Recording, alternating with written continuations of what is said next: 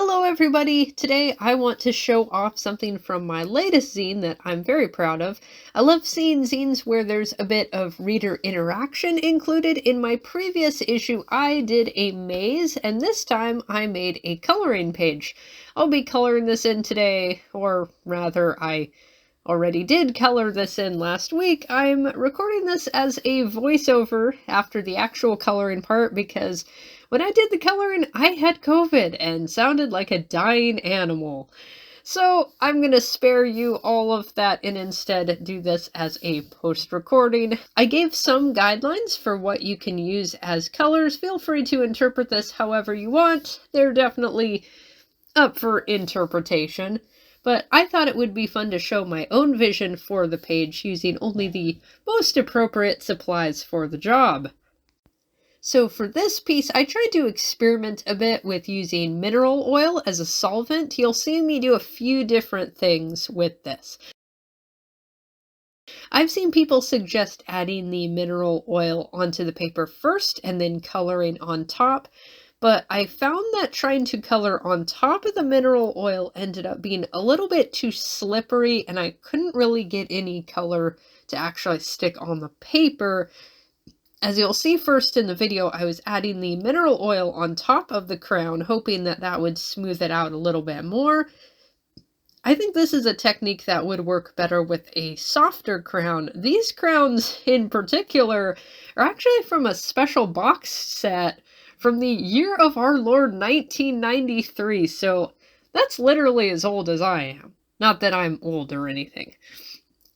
You have to press a little bit hard to get any really good coverage, and combined with my lateral quadrupod grip, my hands started cramping quite a bit. You might actually see me stop and stretch out my hands for a second at a few points.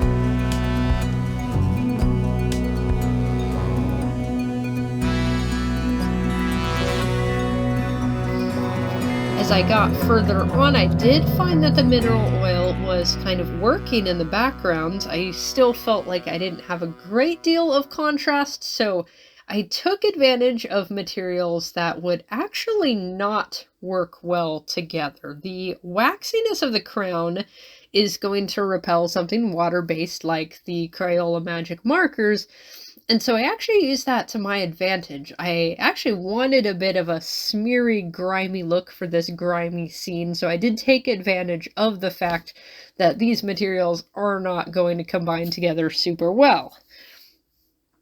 And with all that combined, I had my finished piece. I'll have some information below in the description where you can snag your copy of Brain Fart Comix 5.